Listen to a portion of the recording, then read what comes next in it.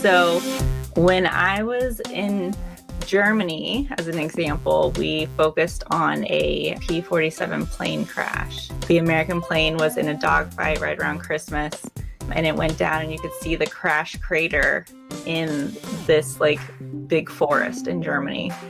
We dug and screened through dirt and found probably 7 tiny pieces of bone, and they ended up getting DNA from just those tiny pieces of bone, and he was identified through that. Hey there, my name's Ashley Church. And I'm Erin West.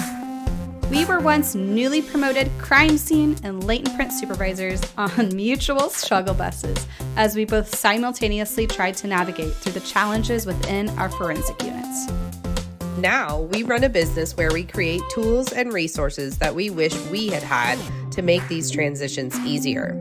We like to talk about the experiences we've had in the forensic field, the good, the bad, and the ugly, in the hopes to create awareness around these issues and move the needle forward to create positive change in the forensic community. So if you're a forensic professional, regardless of your years of experience, who's not afraid to dive into real, raw, and sometimes uncomfortable topics, you're in the right place. This is the Forensics Unfiltered podcast. Before we start this episode, our guests would like to share a disclaimer that the opinions shared are their own and not representative of their current or past employment. Now sit back, relax, and enjoy. Hey, welcome back to another episode of Forensics Unfiltered. We have a special guest today and a dear friend of ours. It's going to be Dr. Meredith Tise. Tell us who you are, what you do, and maybe your background in forensics. Awesome. Hi, everyone. So my name's Meredith, and I am a forensic anthropologist, and then I also work as a forensic quality assurance coordinator. I have my own business, Suncoast Forensics. I'm the owner and forensic anthropologist. Suncoast Forensics focuses on forensic training and consulting in different areas: forensic anthropology, quality assurance, criminal investigations, and crime scene. And then we also offer multiple trainings, which we'll talk about that later. And then I work at the Pinellas County Sheriff's Office to manage their forensic accreditation for crime scene and latent print. So tell us about when you started in forensics.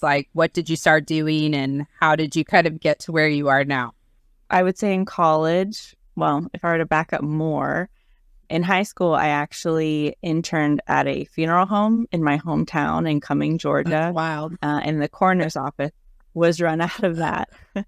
So in Georgia, they have a coroner system. So each county has its own elected coroner. And then the medical examiner's office is primarily out of the Georgia Bureau of Investigation. So I interned at this funeral home and got into forensics kind of in that capacity, going out on calls with the coroner there. Through undergrad, I discovered anthropology and ended up getting my master's at Texas State University, where they opened the second body farm in the United States. They called it the Body Ranch. So where they did different decompositional studies, looking at time since death in different environments, different conditions, things like that. And then that's when I made my way to Tampa. I came to the University of South Florida for my PhD. Through that, I did multiple internships and jobs at different places. I worked at the Smithsonian, which was amazing. I also worked in Tucson, Arizona at the Pima County Office of the Medical Examiner. When I was working there, they had about 200 border crossing fatalities a year that came in as forensic anthropology skeletal cases. So we worked to attempt to identify those border crossing fatalities and return them to their family. And then after getting my PhD, I moved to England for a year to teach at a Master's of Forensic Anthropology program that they had there at the University of Lincolnshire, and decided England was not for me. It was very cold and dreary. So I moved back here. My now husband also is back in Florida. And then I started working for History Flight, which is a nonprofit organization focusing on recovering World War II, MIA, and killed in action U.S. service members. So I traveled to Europe and then also to a small island called Tarawa in the Central Pacific, where we recovered American soldiers who died and returned them to the lab in Hawaii for DNA testing and to be returned to their families. So that was probably my favorite job that I've ever had, because it's very patriotic and rewarding. And then decided we wanted to start a family, and traveling to third world countries was not ideal in that instance. So that's when I applied to Pinellas and got this job. That is so cool. I think something that's so neat to say, and I felt this way when I went through college, and I don't know if your experience was the same, but you have been all over the world doing forensic stuff. And when I went to college, I didn't know that kind of stuff existed. Like, when I went to college for forensics, I was just like, you just work at a police department and that's what you do. And I ended up too in a bunch of really random places doing forensics, having no idea that starting off just with like a small goal of being in forensics could turn into this like whole worldwide experience. So when you were going to school, did you have any idea that all of these opportunities even existed out there?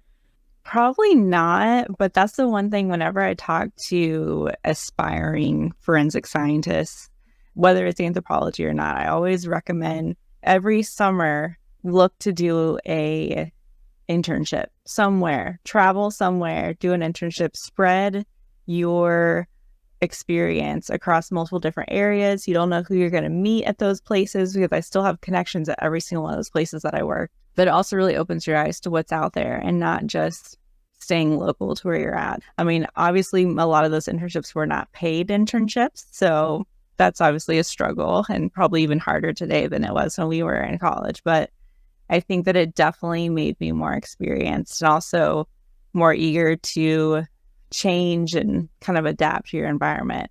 I obviously haven't been in one place for a very long period of time, but I think that can also make you a stronger forensic scientist, you know, because you do have those experiences and you're not just staying in one location for your entire career. Yeah, I love that. I couldn't agree more.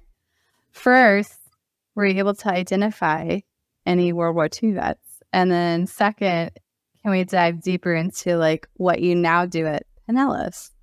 Yeah. So when I was in Germany, as an example, we focused on a P-47 plane crash. The American plane was in a dogfight right around Christmas, and it went down, and you could see the crash crater in this like big forest in Germany.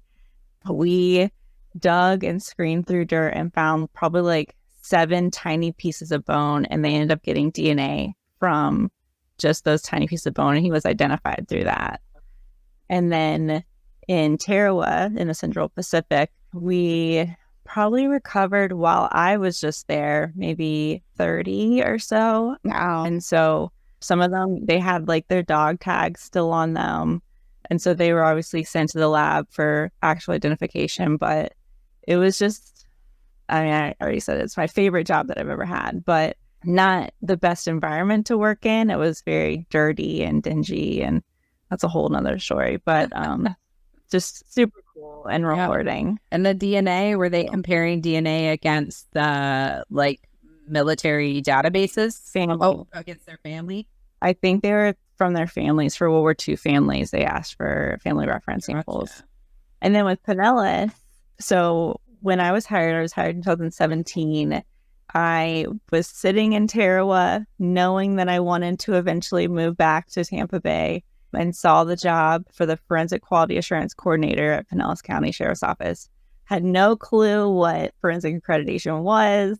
My husband, we talked about it, and he was like, it doesn't sound like it'd be that bad or that hard. So I applied, got an interview while I was home, because we would travel for about 2 months away and then 2 weeks home. So it just happened to be I was home when they called me for an interview, and I got the job. So basically they decided, and the sheriff decided, that he wanted their crime scene and their latent print unit to get forensic accreditation, which that's the way kind of the field of forensics is going. Some states throughout the United States actually required the labs to get accredited. North Carolina is an example of one in the Southeast. So instead of being retroactive and struggling to get it, our sheriff is very proactive and wanted to ensure that we had that quality of work. So I showed up on my first day, had no clue what to do. And it took me a while to kind of get the groove in, and obviously, going to trainings and stuff to learn kind of the different requirements and things like that. But it took about 1.5 years for us to make some minor and then some major changes, I would say. But overall, Pinellas was, they're awesome. Their training program was already amazing. The work they were doing was already amazing. So none of that had to change at all. And then we finally had our first accreditation assessment at the end of 2018, and we got accredited. So now I just maintain it every I year. love that she says she just maintains it. Like This is just it's no big deal. yeah. It's not bad. Once you do it a couple of years, it's just smooth sailing. Pinellas is actually, definitely compared to us, but it's a pretty decent sized agency in Florida. I'm sure some of you listening have a much larger agency, but they're pretty large. Yeah. And so when you came in, I know you said they already had things in place, like a really good training program and stuff like that. And you had kind of a widespread staff where you had some younger staff that were pretty, more fresh in their career. And then you had some senior staff that had been there for quite some time, which is kind of becoming more of a rare find in crime scene, I feel like, to have, really senior staff there. But there were some growing pains through that accreditation process, right, where you were trying to get everybody on board with this change. So where do you think some of that resistance came from, and how did you guys kind of work through pushing people to make this change? Because I think we have a lot of people out there listening that have people in their units that dig their feet in when change comes around, but change is pretty necessary in forensics. So how did you get this pretty large team on board with that process? So we have 9 latent examiners, and then currently we have 26 forensic specialists, which are essentially equivalent to crime scene investigators, and then 9 supervisors. And when I first started, I met with our sheriff. We have about 3,000 people in the agency total. And he even acknowledged that he knew there was going to be resistance. And he basically knew that it was going to be those most senior people. We've had people, when I first started, that have been there 20, 25 plus years. He acknowledged, knowing that that was going to be an issue and kind of an obstacle, I would say. I think one of the things that we tried to start from the beginning was just transparency and keeping everyone informed, because everyone had this in their mind that accreditation was going to slow them down dramatically and change everything that they're doing. And it did change some of what they're doing. I would say probably, if I had to name one thing that it changed the most, was documentation and the amount of documentation they have to do for accountability purposes. But I think that being transparent was probably the first step in keeping them informed and making sure that they felt like they were in the know of what was happening, what was changing. I didn't just change everything at once. It was kind of gradual. And all of these changes, it wasn't me making those changes. So I would basically be the messenger between knowing what I knew about the accreditation requirements, and then with the managers or supervisors in place, they would kind of decide, how can we meet this requirement in the best way without changing our procedure as much as possible? And then we would relay that down to the members. So the biggest struggle that I can think of, and I know I've talked to Aaron about this is one of the things that I thought would be the easiest was every person has to have a CV. So essentially, instead of a resume, a CV is, why are you qualified for your current position that you're in? So it lists your education, your professional experience, your training.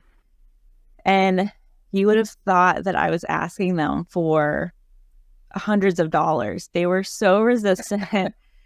All the people that have been there for so long were like, why do I need to make this? I'm never going to apply somewhere else. I don't need this. And now those people take their CV with them to court, testify, and they're like, oh my gosh, I'm so glad I had that. So, I don't tell them that I told them. Yeah, so, but but it does sound like you had to get some of them through the process, and then on the other side, I ended up writing a lot of their CVs for them. The value, so maybe they didn't see the value. Yeah, at first, but they saw the value on the back end. They didn't, and maybe if I had, I don't know if I could have relayed it any different to change their mind. I think in their heads, it was just something extra that was put on their plate in addition to everything else, and they were resistant. probably the biggest thing that we still struggle with a little bit is case notes. So your documentation of a scene.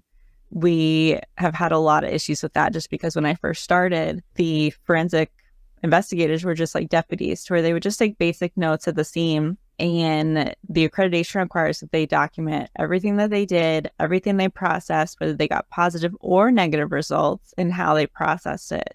And before, if they didn't process it, they didn't document it.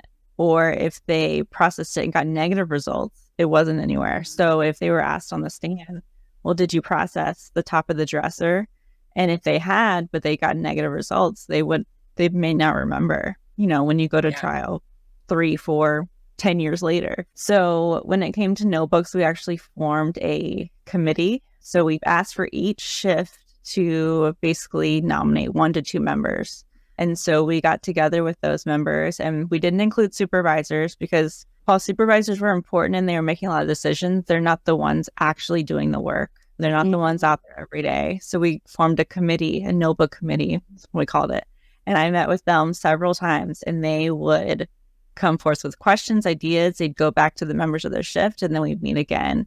And I think that helped iron out a lot of the finicky little details that they were griping about when it comes to notebooks or their crime scene notes. So I think that was one thing that we did that was a positive, and they appreciated that. Yeah. Yeah, that's a great idea. You really took the effort to get their buy-in on the change, which I think people feel like they're involved in the decision-making process. They're more supportive of the change happening because they feel like they had some influence over it instead of it just being forced on them. Yeah, exactly. Definitely. And you're never going to make everyone happy. There's still people today that are unhappy with some of the changes that have been made. But I think more and more they start to appreciate it, and it's just kind of what they do every day, So it's not as hard for them since they're just used to it. But then you have the new people come in who don't know any different, and they couldn't imagine going back to the way it used to be. Yeah, exactly. Yeah.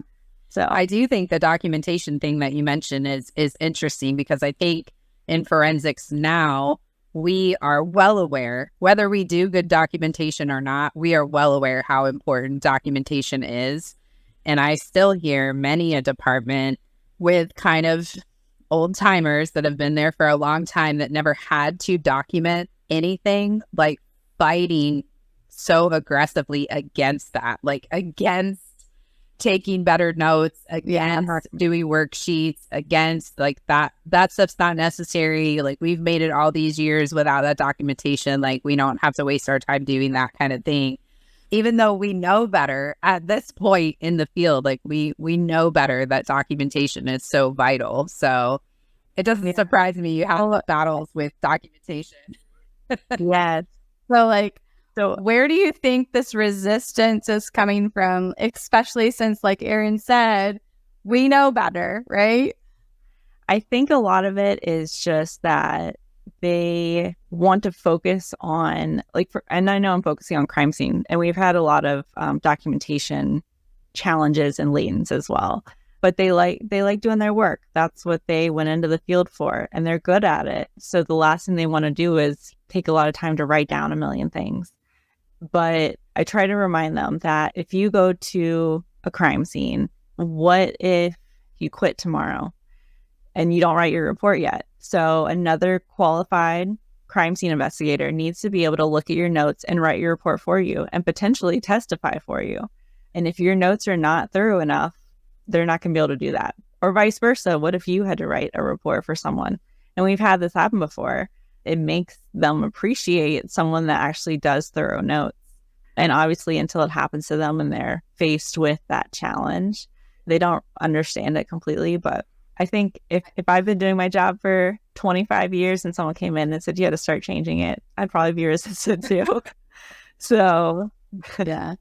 They're still in that old school mentality. I mean, some of these forensic specialists, 25 years ago, were they even using gloves when they were processing crime scenes back then? Think about how much has changed in there. They weren't even using them in the morgue, so I doubt they were using them on a crime scene. True. For sure. Yeah, true. Yeah.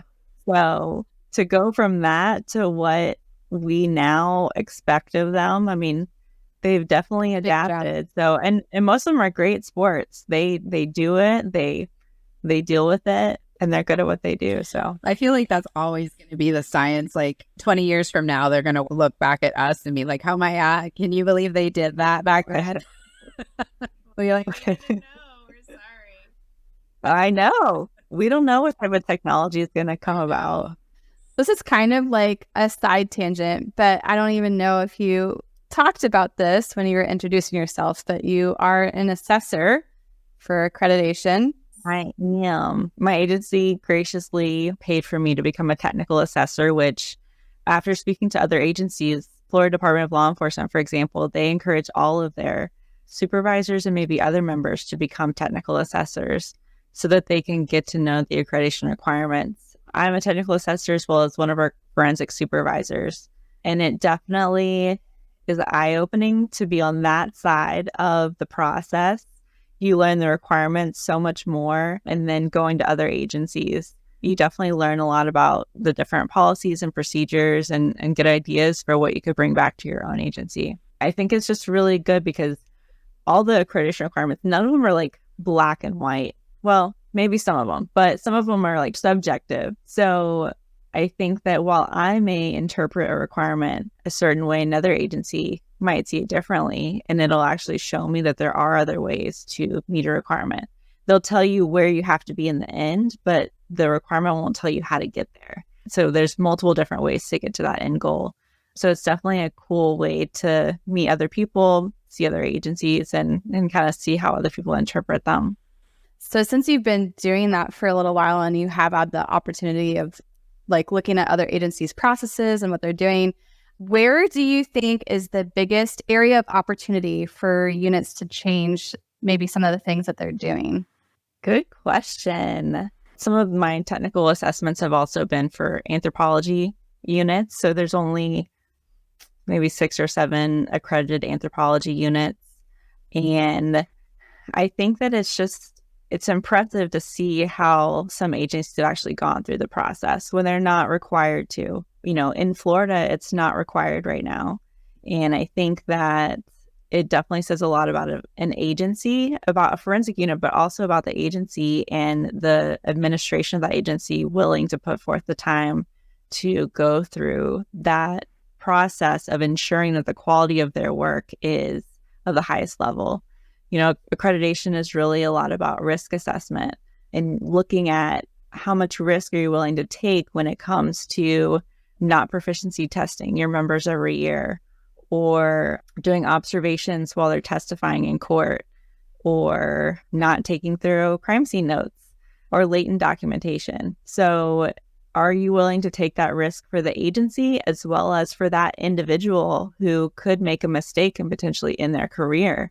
So I think that just going through the process really says a lot about an agency. I think I might be interesting there. You really said a trigger word for me. So a lot of times, in our classes, we talk about like how to get your agency's buy-in for the things that you need. And accreditation is a hard sell because it's expensive and it requires a lot of commitment on the agency's part. And a lot of agencies don't understand the value of getting accredited. But when you put it in that way, as far as like evaluating risk to the agency, I think that's a great selling point for the department because we talk a lot about that. It really is risk when we're talking about like, well, why do we need more people? We need more people because we are putting the agency and the results at risk because we're too short-handed to work cases properly, to respond to call-outs in a timely manner, like all of that kind of stuff. And the accreditation is really saying it that way is kind of the same. It's saying like it's going to assess all of our risk, and by dealing with risk that we find in each area, we're actually going to protect the agency more with this accreditation umbrella. So I think that's an interesting way to put that.